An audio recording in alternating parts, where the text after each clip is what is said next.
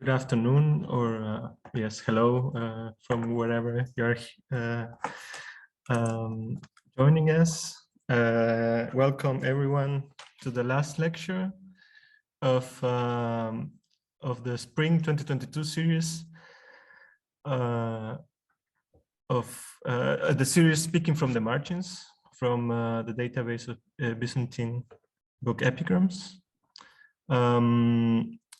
The online lecture of today will be given by Aglae Pizzone from University of Southern Denmark. Aglae Pizzone is a Byzantinist with a training in classics. In her research, she focuses on cultural history and history of the ideas.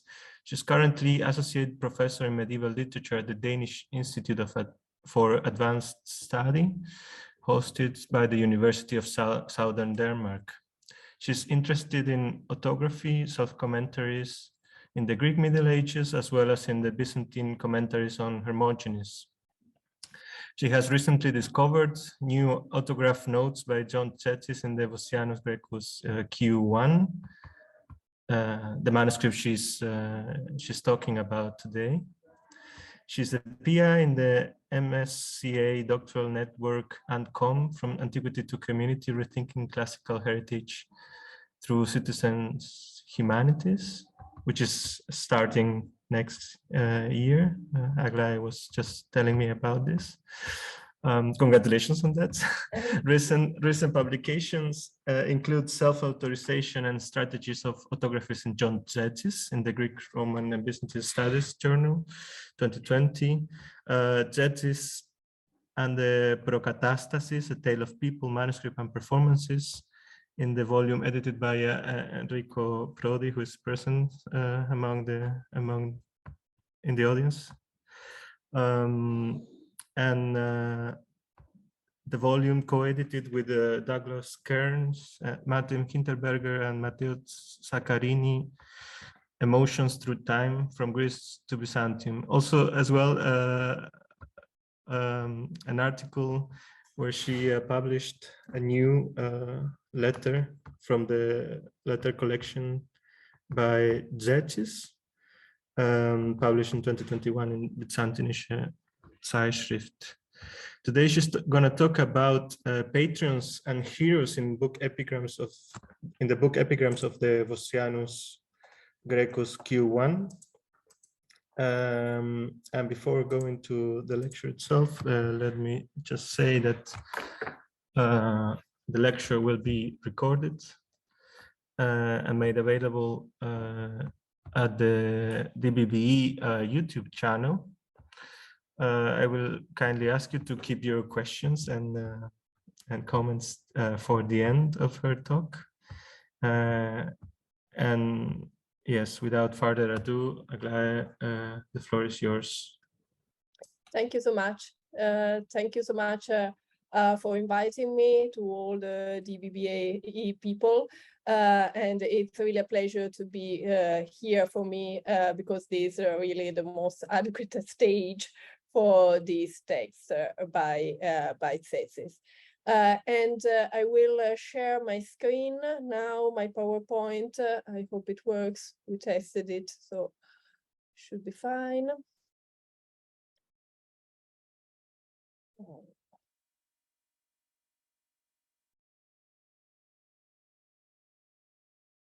You should see my PowerPoint.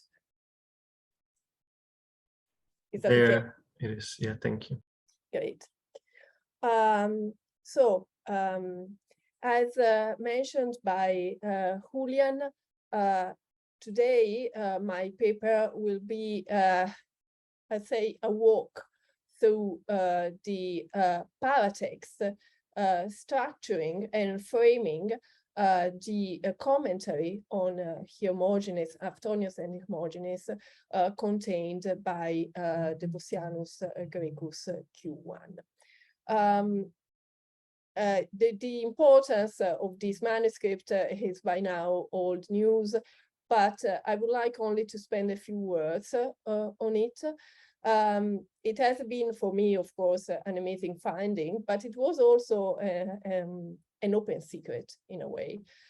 because this manuscript has been recorded through the centuries by many scholars.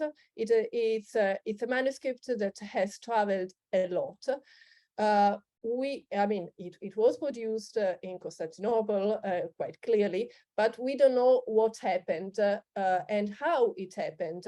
It ended up, in the possession of the Dutch scholar and passionate student of ancient rhetoric, Gerard Vossius.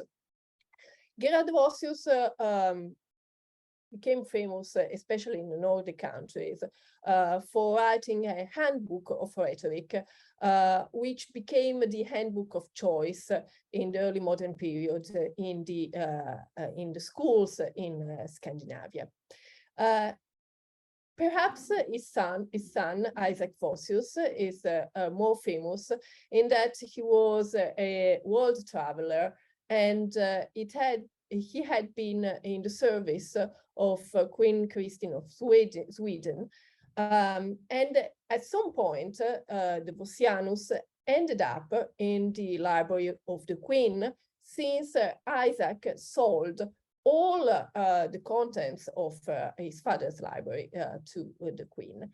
Then, however, the Queen went broke when she gave up on her kingdom and retired to Rome. And as a form of payment, she gave back the library to Isaac. And this is how, the Vossianus came back to Leiden, where it is preserved today. It has been then mentioned several times by scholars, as I said, throughout the centuries. For instance, we have a mention of the manuscript in the Opuscula of David Runkenius, who was interested in the mention of fragments by Ceolus of Samos, which are to be found in the commentary by Tzetzes. But the one person besides the Vossi who preserved this work, the one person to whom we must be really grateful, is Johann Beck, who was hugely interested in Hermogenean theory. And because of that, he transcribed all of the commentary of Tzetzes on Hermogenes. And his transcription is still preserved in the Leiden Library. And this, to us studying this commentary has been the greatest gift, because we could transpose quite easily, more easily than, transcribing the manuscript directly, his own transcription into Unicode. And in this case, we have the whole of Tzetzes' commentary searchable now, and this has helped us immensely in finding parallels and working with the text while editing smaller portions of it. So, I will be forever grateful to this transcription. As I said, the manuscript is a rare finding. Because it is we will see about it, a custom-made version for a patron of the commentary on Hermogenes, edited by Tzetzes himself. And Tzetzes has dotted the manuscript with a huge amount of autograph notes.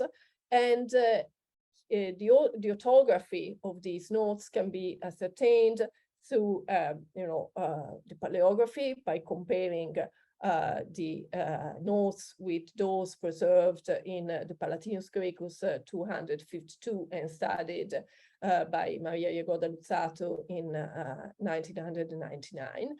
But it is also quite clearly stated by Tzetzes in his own notes.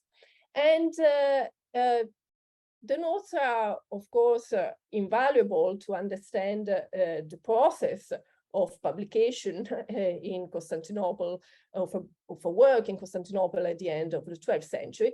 But they are really useful to clarify points of historiography and biography for Tzetzes' life, because Tzetzes states that he was then in his 70th year of life. So he was quite old when he edited his commentary on Hermogenes, and this can be perceived also by his handwriting that very often is shaky.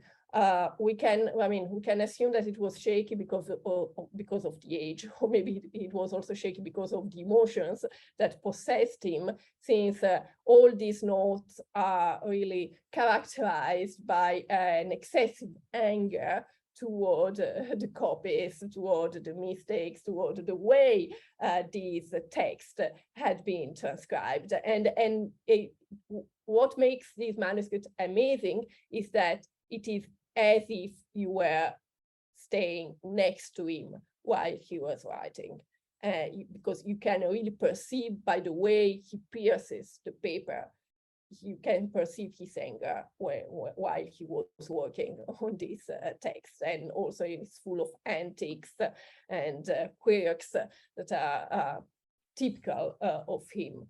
But I mean, it provides details also about his biography. And as you can see here, I've put a precise date for his birth.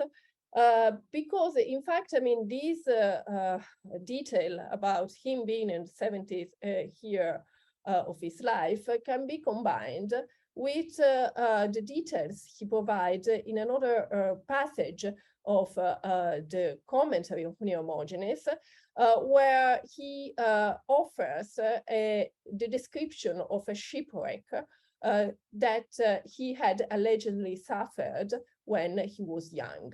And he says that even the lines came from his youth, and they were full of deacona when he still, used to write as a buffalo. And he also specifies that that shipwreck happened on the day of Saint Demetrius, which is the 8th of November. And he provides astronomical details by saying that the sun was in Scorpio, Jupiter was in Aquarius, and the moon was in Gemini. So by combining these details and projecting them using them in a dating tool based on the Ptolemaic calendar, the only year that comes up and fits with these details is 1113. And if this holds true, and there are also intertextual details that seem to confirm, since the whole shipwreck poem is based on Gregory of Nazianzus' own shipwreck description, and we know that that happened when Gregory was 18, so there is another parallel. And if we combine these dates with what Tzetzes says in the commentary on the Iliad, that is, that he was in the 21st year of life when he had to sell his library and go back to Constantinople by foot after falling out with the eparch of Veria. Again, I mean, these dates, 1113, makes sense. And the end date, 1183, also makes sense and is in tune with the dating offered, for instance, by Mazzucchi for the manuscript from the Ambrosiana C222 inf, which, according to Mazzucchi, was dated to the 80s. And the handwriting is completely comparable with the one we find in the Vossianus. So the Vossianus really, I mean, helps to pinpoint some further details about Tzetzes' biography. But now, I mean, we can move to the core of my paper, which are, as I said, these paratexts that create a sort of scaffolding to the contents of the manuscript. And I would like to present them following the order in which one finds them in the manuscript, even though, I mean, as we will see, some information that comes later in the paratext could be more useful maybe now to understand the patronage, but I prefer to describe them as we find them in the manuscript. There is a premise I forgot to make. The manuscript has lost the first squires, and this is very unfortunate because probably there was more material at the beginning, explaining again the circumstances which prompted the creation of this manuscript.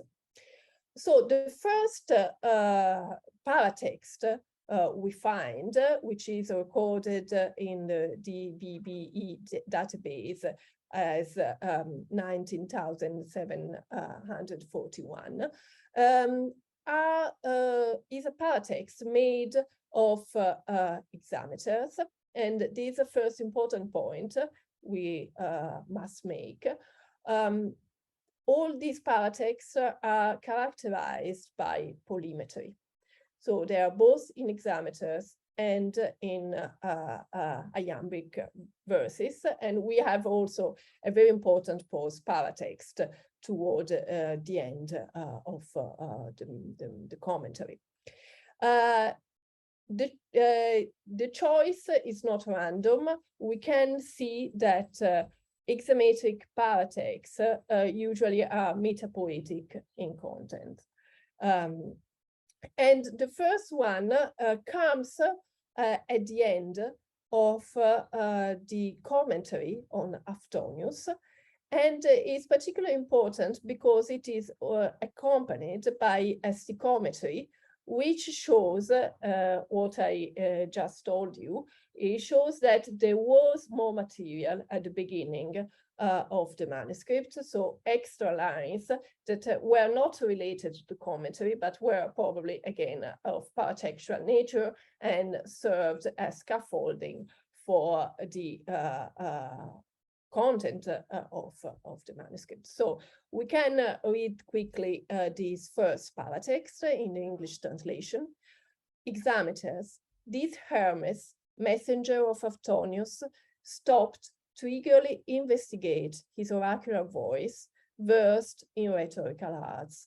Aftonius, the inhabitant of Antioch, a voice that Tzetzes unfolded through noble struggles / tasks, receiving rich gifts for no idle labors, receiving rich gifts and embracing with love his companions. 274 lines, and overall, the stichometry of the exegesis on the preparatory exercise, 4,737 lines and 6 hexameters, the ones we have here, and other lines that escape notice, around 25. So as you can see, he's really precise in detailing the amount of lines he produced. And it's a phenomenon that had been studied many years ago by Andreas Roby, who has shown that he really, set the meter when he works for Patron. So he really quantifies how many lines he produced against compensation. And the notion of compensation here is really central, together with 2 more notions on which we will enlarge later on. The first one is the notion of the voice. So this idea of the voice his authorial voice, but also the voice of the commented author, is really crucial in these paratexts. And we will see how this notion of voice then will help us shed new light also on another concept that is crucial for Tzetzes production, that is the notion of amphoteroglosia, that is double tonguedness. It's very difficult to pronounce it in English. So here Tzetzes presents himself as someone who is able to herald the voice of the commented author. And really, I mean, there is an overlap between the two voices. Second, we have, together with the notion of economic compensation, the notion of struggles or tasks that, as we will see, will be further developed in the other paratexts and associated with the heroic figure of Heracles.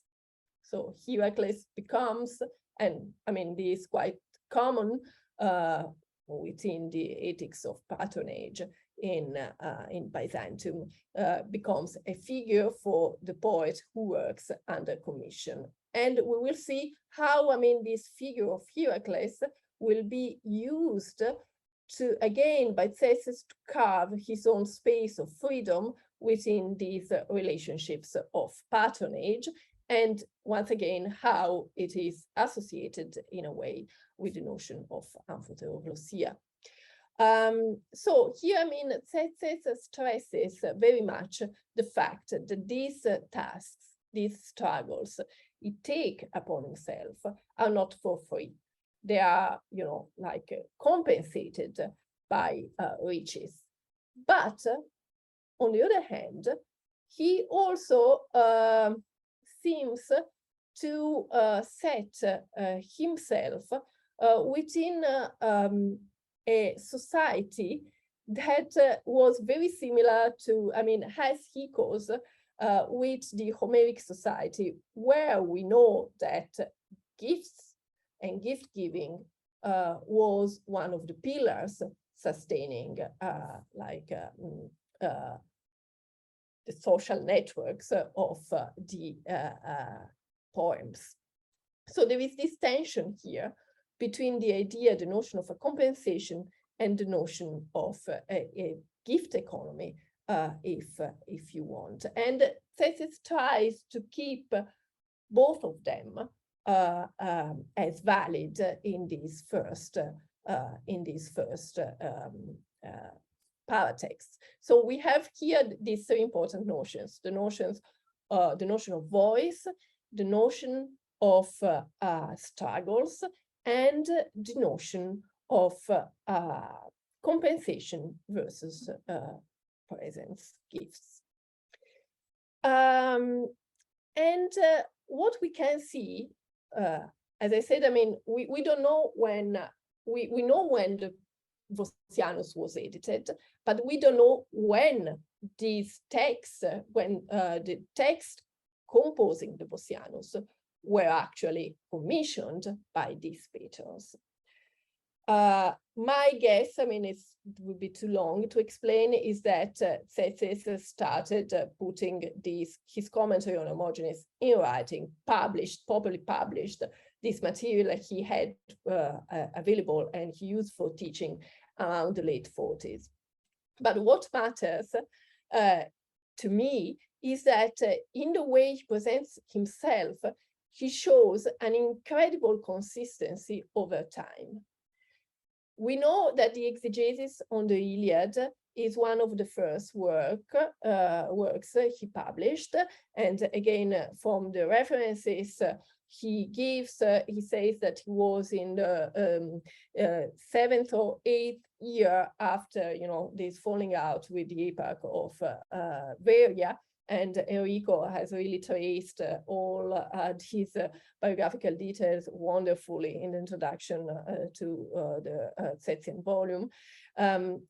And so he was in his youth when he wrote the exegesis on the Iliad.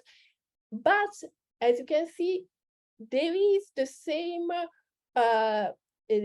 language, the same self-presentation, even the same concepts and images, like this idea of unfolding the voice of the commented author, that we find later on in the commentary on Aftonius and Hermogenes. So it's a carefully crafted self-image, which also shows consistency over time. And now we come to the other paratext, which is to be found at the end of the commentary on Hermogenes.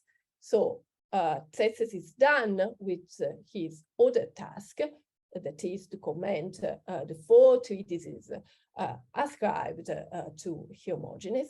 And here he finally mentions this mysterious patron, which is called, who is called Nicephorus. And we can read this passage because it's quite important. Nicephorus' blessed head, take this. To Tzetzes, interpreter of the Pleiades, the muse once provided it. Coming to him from the heights of the Helicon, she cried out, yeah, mightily to him, and immediately he heard the muse. Though interpreter of the muses, leave behind the heroic speeches and high peaks and windy heights. Come down here to the low spurs in the narrow valley and pluck thy flowers in the grassy plain. So she spoke. He at once cut down the stems and made garlands, and to thee dedicated the gifts. So here, again, I mean, we are in this metapoetic mood, I'd say. Given the epic language, the emphasis is here more on the idea of the gift given to the patron. We don't know who this Nicephorus is, but it's interesting to stress that there is one Nicephorus in the letter collection that could make a suitable pattern for this commentary. And I'm speaking here of Nicephorus Servius, to whom Tzetzes sends letter 18.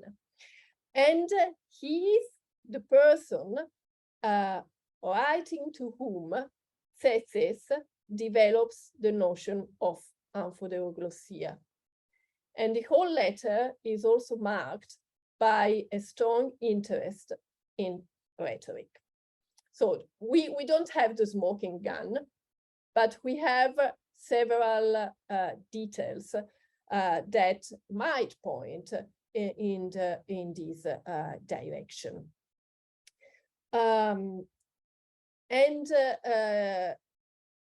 In the letter and in a related commentary, it's a very famous passage among Byzantinists. Tzetzes plays with the name of the family name of Servius, arguing that they could come from the lineage of the Roman family of the Servili, and this is what he says in the letter. But then in the commentary, in the Historiae, that is under the counter, he says, look, yeah, it could be the Servili, but it could be also that you are a Serbian Elias. So something much less dignified. And again, I mean, just keep in mind this idea because it's gonna surface again in these paratexts. And these, the pièce de résistance among the metrical paratexts that we have in the Vossianus, where Tzetzes plays out his identification with Heracles. An identification that again is very consistent throughout his work. We find it in the letter collection, especially when he had to, stand his ground against his, what I call their frenemies, the Commentarii. It comes up also in the Historiae, of course, in commenting to these references from the letter collection, and it comes up also in the later commentary on Aristophanes. And here, the patron is ascribed the mask, the persona of Eurystheus. And again, this is a move pretty much characterized by amphoteroglosia, as I hope to demonstrate. So I will read it in the English translation. O taskmaster of the greatest labors, by imitating that famous ancient Eurystheus, even if you do not promote Aglae without compensation, with innumerable gifts you now exhort to labors, please accept the feat that now appears to be completed. Your Heracles, as he was urged to do, shows it to you, now as clearly accomplished. Fear not, and do not send forward corporals to watch it as a steward of the labors. Here you won't find any boar dragged alive, nor a strangled lion hissing on my shoulders. You won't see the severed heads of the Hydra. No, there won't any doe carried by the wind in its run, nor Arcadian birds, extraordinary monsters, and with them bow, arrow, and spear, no girdle, dung, not even a bull breathing fire, no Thracian horse feeding on blood as if fodder, no bloody cows, apples, or three-headed dog. There are no such novel monsters here. A triumphant pentathlon of rhetor has been completed, displayed and accomplished by your Heracles. Obeying to the urge of your orders, take these, and being present yourself, look, a rhetor putting to shame the labors of rhetors. So here he's really over the top in this self-presentation. And I think that, again, this paratext is very interesting because, as often with Tzetzes, is typical of the cultural milieu, but it's also very particular, very peculiar in the way he pushes the limits of the genre.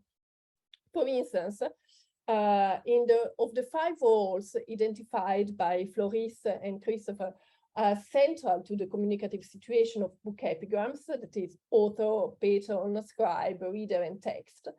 Author, patron, and text are clearly predominant here. Tzetzes does not imply any other reader than the patron. So these are really custom-made copy for the patron. As we will see, the next paratext will confirm that it's a bespoke copy. And what is striking is also that while, as again stressed by Floris, laudatory book epigrams, and I quote here, were not only written for authors of a distant past, they could also be deployed in the canonization process of recently deceased spiritual figures. Here, the author himself, pretty much alive, appears to lead the process of canonization, as it were. The author of the work and the writer of the book epigram share the same voice, thus emphasizing Tzetzes' characteristic autography and, as we shall see also later, autonomy. Furthermore, although Tzetzes invites the patron to receive the book, the epigram does not use verbs semantically linked to ktaumai. The accent is rather on ordering and urging, which again tallies with the fact that Tzetzes is looking at the act of patronage and the resulting book from his own perspective. The epigram also shows a strong emphasis on visuality, as indicated by Zographon, Piphenota, Emphanos, as well as 13. Tzetzes also seems to imply that he's physically offering the text book to the patron, who in turn is urged to be present, paron, at line 23. Tzetzes shows and points at his work, Diknisi, while the receiver is invited to look at it. Again, I think that here traditional structural patterns of book epigram appear to be somewhat reversed, because if verbs denoting writing and painting are common in causative constructions, so the patron makes or lets the copyist write, paint, in our line, the act of picturing mentally falls back onto the patron himself. The emotional tone is also very different from customary dedication epigrams, which emphasize the desire and love motivating the patron's request. But here we have fear, on the contrary, as a dominant emotions. And at line 8, Tzetzes says, fear not. The patron is invited not to be afraid, since, unlike Heracles, Tzetzes has not tamed monstrous animals, completing instead a bookish enterprise. So he has defeated other rhetos. It's not about monsters. So there are all these characters that are traditional in book epigrams, but are somewhat reused in a novel way, let's say. I mentioned before that Tzetzes is extremely consistent in his self-representation across his life. And this consistency can be seen also within the Vossianus, because these identification with Heracles informs not only his relationship with the patrons, but also his struggles with the copyist. So he presents his task of revising and editing, correcting his work as an Herculean task. And here, for instance, you can see 41 verso, his accusations against the copyist, the accursed copyist and enemy to God, without paying any consequence, overlooked everything, forcing the old man to struggles and labors far exceeding those of Heracles in order to correct this text.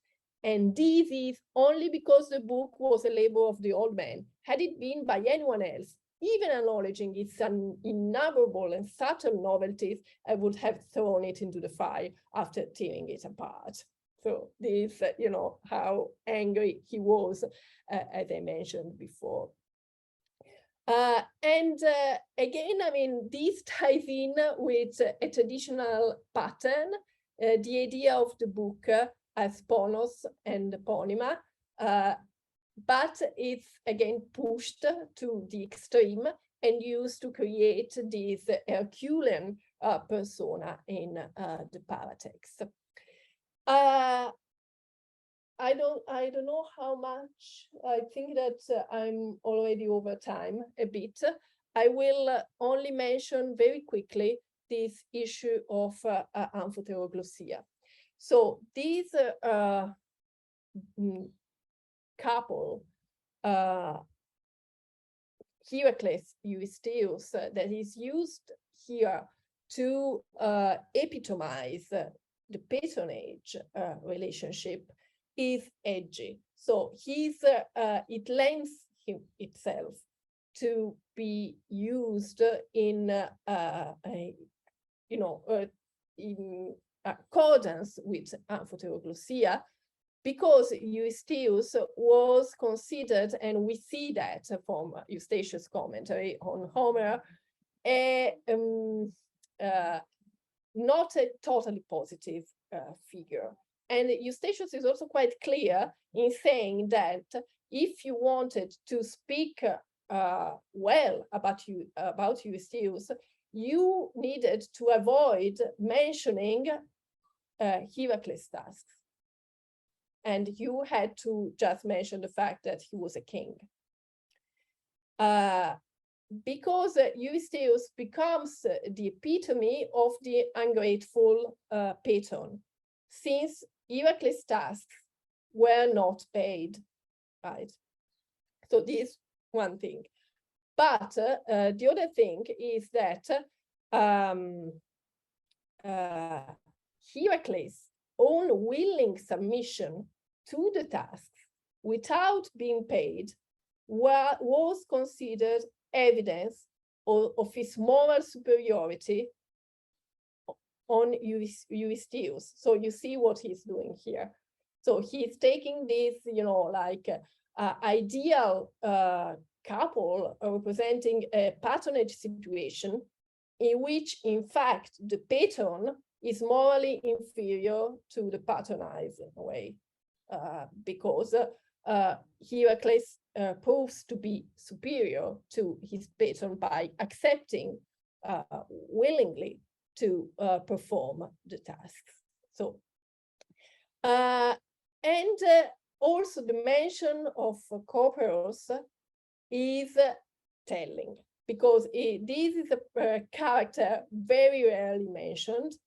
And also Eustathius is quite puzzled because he says there must be some story behind this name, which is not really flattering. He says in the commentary, but he doesn't enlarge on it. But when Tzetzes in the commentary on Hermogenes starts talking about the fact that praise and blame very often share the same loci, the same common places. And this again is something that comes up also in the description of amphoteoglossia with Servius, so that there is this, blurry boundary between praise and blame. He says this, is quite clear when Homer talks about the son of Corporus, because there, you have to navigate these dangerous waters where some of these common places related to praise would be more fitting for blame, because, for instance, the son of Corporus, this father was someone from Corporus, was from the populace, he says, so you have to be careful and mention it in a way that is acceptable. But this way, which is acceptable, can turn very easily into its contrary. And here, he uses two passages from Homer to exemplify. And here, he shows that his incredible memory, which he always praises, sometimes fails him, because he one of the two quotations is actually related to the son of Corporus in Homer, but the other one not, is related to Telemachus and is pronounced by Nestor. So finally, I will just show that final paratext to you. And here Tzetzes describes the process behind the production of this copy. And it shows here, not between the line, but quite explicitly, that actually this relationship with the patron had not been so easy when it came to deliver the work in the end, because they were afraid that he would, use the same material for other transactions, should we say, perhaps, and then they snatched away the copy from him, and it was copied in a non-satisfactory way. And it also, shows how complicated and how entangled even these first stages of production of Tzetzes' works were.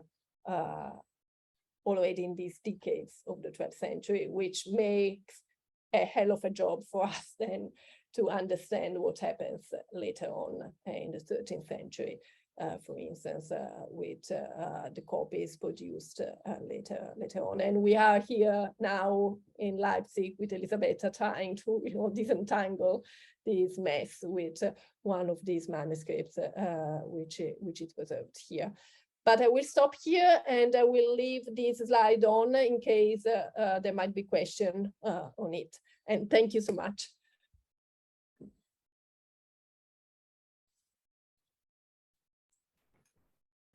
Right. Thank you, Aglae, for this truly Herculean presentation on this fascinating topic. I wonder, I'm sure there must be questions. You may raise your actual hand, your virtual hand. You may write down something in the chat box.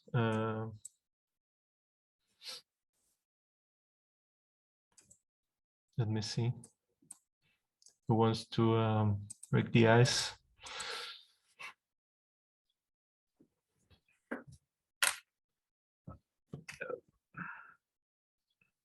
If not, yeah, okay, Flores, go on. Yeah, sorry. I mean, that was really riveting, Aglae. I mean, to see all this process. I mean, from as you say, as if you're standing next to Tzetzes, it's completely fascinating. I think I had just two very small questions, actually. Perhaps later, bigger question if people are inspired. The first smaller question is about when he was doing this stichometry. Not here, but in the earlier slide. He also mentioned like 25 lines that went unnoticed. Do you have any idea what he's talking about? Because from time to time, I mean,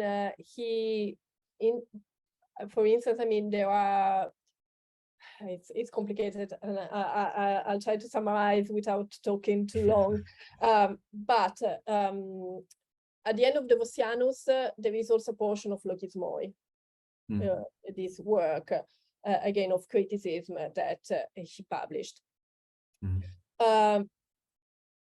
This work, the Logismoi, has been a work in progress throughout, I think in the later stage of Tzetzes' life, and has gone through different phases and different meters.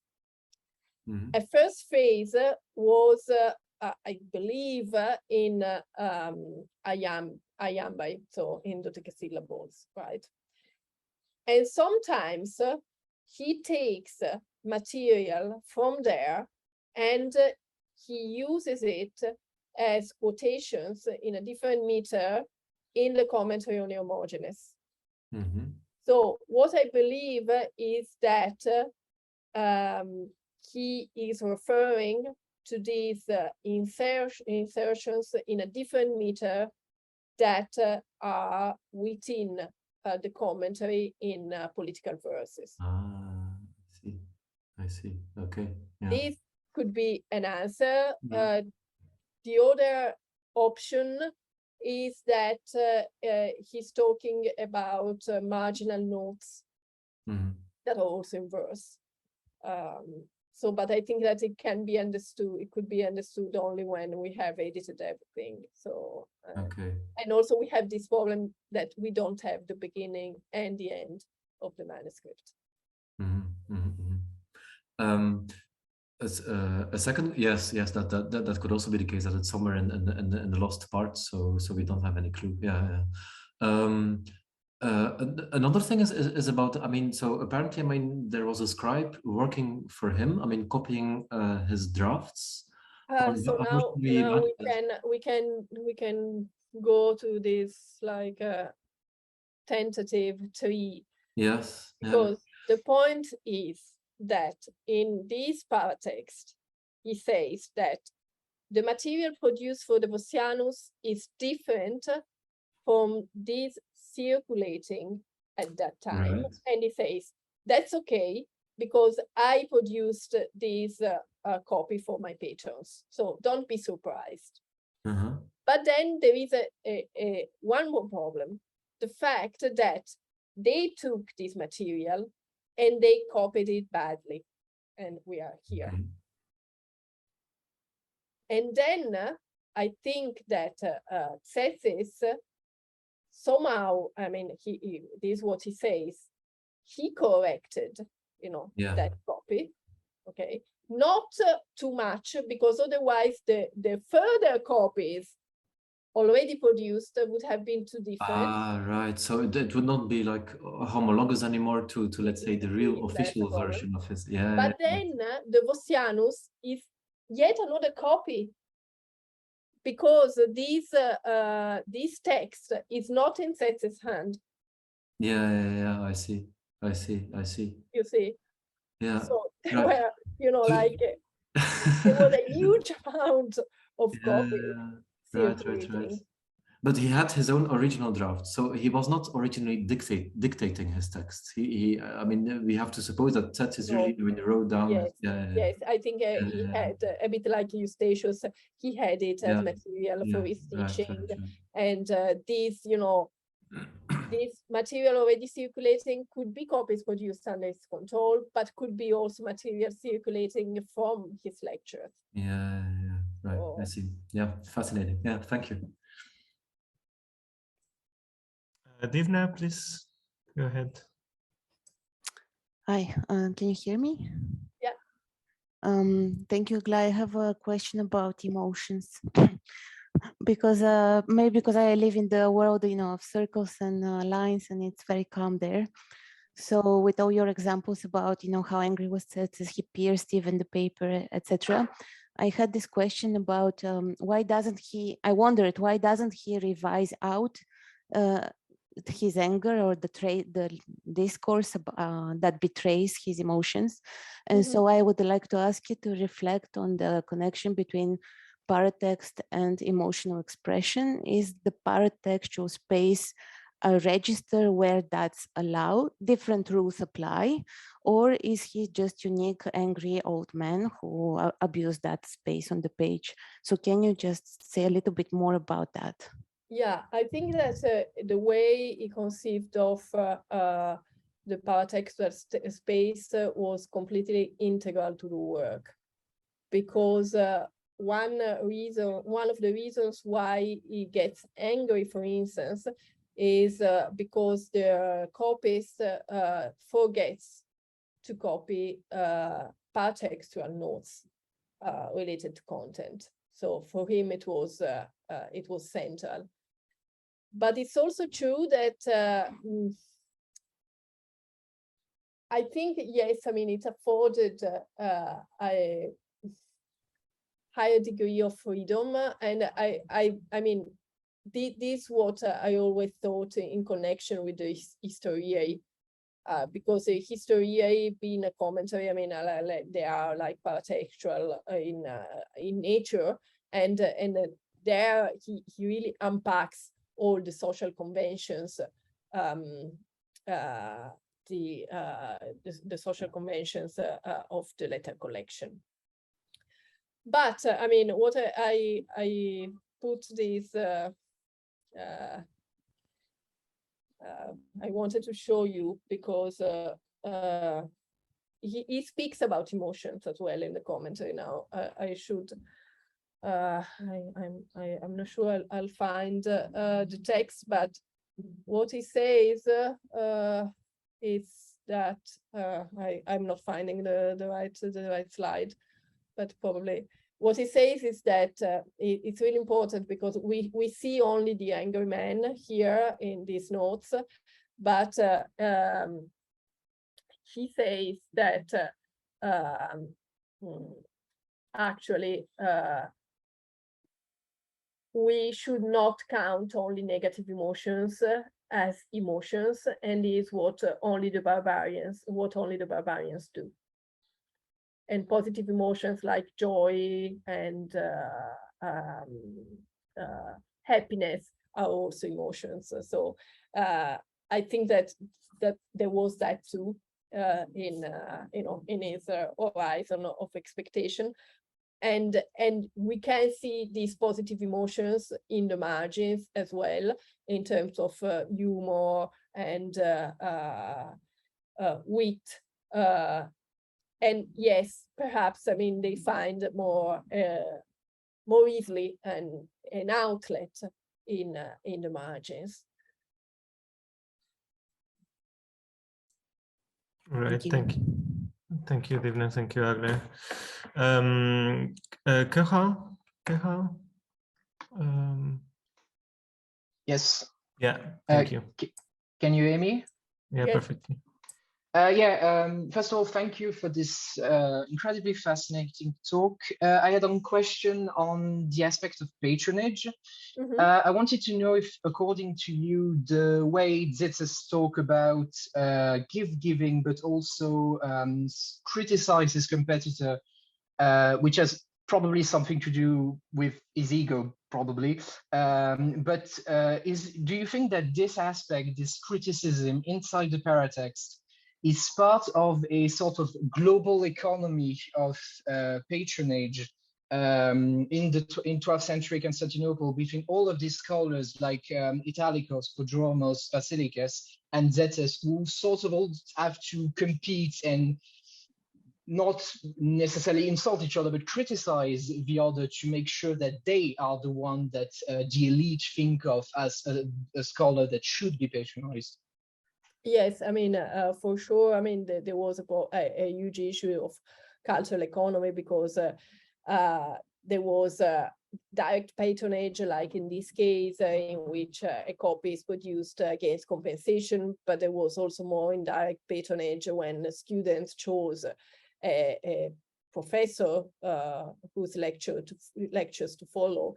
And in the case of Tzetzes, probably the things were also a bit tougher, because he wasn't in the network of the so-called patriarchal school, and we can, again, I mean, this commentary on Hermogenes is quite interesting, because we can see, for instance, I mean, in the case of the Gamma theory, we can see that there were different interpretations of Hermogenes, and they were, to use a current term, weaponized by these professors. And in looking also at the manuscripts, where different strands of exegesis were present, we can in some cases also the owners of the manuscripts, we can see that there were different parties gathered around these exegesis of Hermogenes, and these parties were in competition for pupils. So when they discussed about Hermogenes, it wasn't only a erudite or theoretical issue. It was also pretty much an issue of survival, and also an issue of how to correctly write a text for performance that would be effective. And these depended a lot on the way you would interpret some of Hermogenes' tenets, some of Hermogenes' theory. So it was, first a matter of, which professor do I choose? And then, will this professor provide me with the right tools to be successful once, I'm in a theatron? And very, very much dependent on the way one studied Hermogenes and applied his theory. And just to quickly add this, on the subject of gift, do you think that the mention of gift in the metatext is referring to his direct salary, or to the indirect salary that often happens with patronage in terms of food, luxury item that was sent to scholars? This is a thorny issue, because, I mean, he says, I mean, there is this Valeria Lovato has studied this, like tension between him declaring that he would never accept gifts, and then, I mean, the fact that we know that he was paid, but not in, in-kind contributions with money. And there is this constant tension. In this case, we cannot know for sure, but I would be inclined to think that we are talking about actual money, but we cannot be sure 100%. Thank you. It was incredibly interesting. Thank you for the questions. All right. As the chair, I will abuse of my power now and ask one last short question, if there are not any more. And picking up on the previous two questions, actually, well, Tzetzes is well known for not having many friends, but I was noticing that in the first two book Epigrams in Hexameters, he talks about eteri, right? So, and who are these companions? I think I'm working on it, but I think that he was much less isolated than we tend to think. I think that something must, especially in the first year until the mid-40s. I think that until the mid-40s, he had this issue after, the falling out with EPAC. Okay, but then, I mean, when he had access to the imperial patronage with the Theogony, I think that things went better for him. And probably at that point, he was also close to the network of the patriarchal school, because we know that one of his pupils was then ordained within the network, and he says that he had been invited to this ceremony, and he complains because there had been a lot of rain and he doesn't want to go by foot, and he needs some means of transportation to get to the ceremony. But this shows that he was there very close to the center of, intellectual power at that point. And we are here at the beginning of the letter collection. Then I think that something must have happened, some kind of change related to the change of leadership, probably also this issue with the Bogomiles. I'm looking into it, and I hope, to find a way to make sense of these all these cues, and I think that then, there was a shift again in his career, and he had this complicated relationship with the Camataeoi as well. So it's not constant. We see different phases, but I think that he had a group of people around him. And this is shown, for instance, and Mantucci has shown it by the manuscript containing the commentary on Aristophanes, but it's shown also by these paratexts in the letter collections, where he speaks about this fellow, one of his fellows that had died in an imperial palace, and if this fellow was living there, he was also close to imperial power, but at the same time, he had some of the autograph material of Tzetzes. So again, it shows that he was very close to the power, to power, despite all of his statements arguing the contrary. Thank you. And I think we can continue with the abuse and accommodate one last question. Niels, please. Hi, Niels. Thanks very much. That's very kind. Hi, thank you, Aglae. That was wonderful. Actually, it's a question arising from your last answers. Is it the interpretation of Hermogenes that carried the day, or was it the social connections of the teachers that then decided which interpretation of Hermogenes was a more acceptable one, do you think?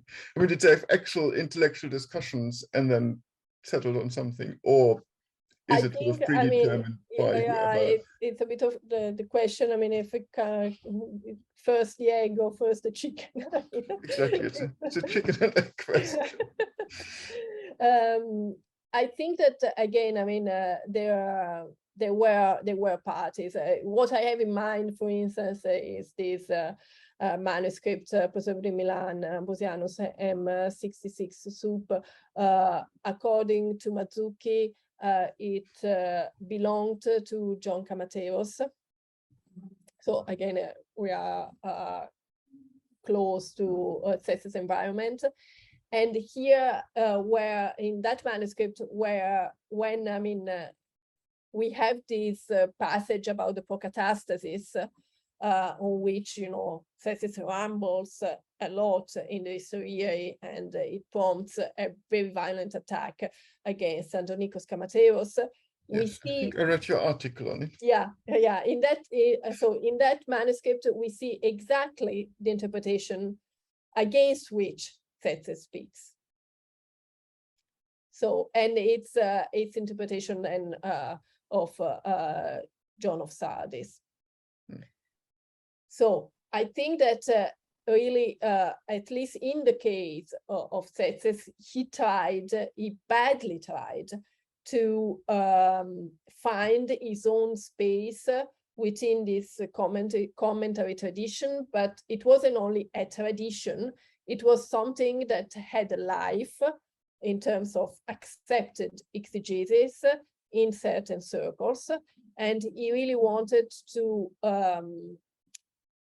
find, you know, his own voice as exegete, and then, you know, in finding his own voice, of course, his own clients.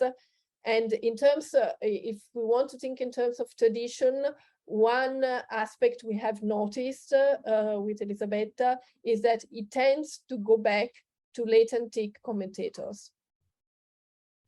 So it tends to retrieve interpretations that had been overcome by the later Byzantine tradition in the 8th, 9th century. But to distinguish himself, he, you know, like pulls, he uses that late antique tradition as his source, because there he also could find some less indulgent accents against Hermogenes, for instance, because his commentary is not a flattering commentary. He really he's contesting Hermogenes a lot, and this again is something that you can find in late antique commentators more than in post-iconoclastic Byzantine ones. Thanks very much. Right, thank you, Aglae. Thank you, Niels. I'm afraid it's time to wrap it up with this grand finale of the lectures of this series. As I said, it's the last one. Thanking you, Aglae. Thank you. Yes, thanking the rest of the speakers of the series, and of course also the organizers, the whole DBB team, but especially Raquel and Sophie, Floris. So we will see you soon. Be safe and goodbye. Bye. Bye. Bye-bye. Thank you, Aglae. Thank you. Bye.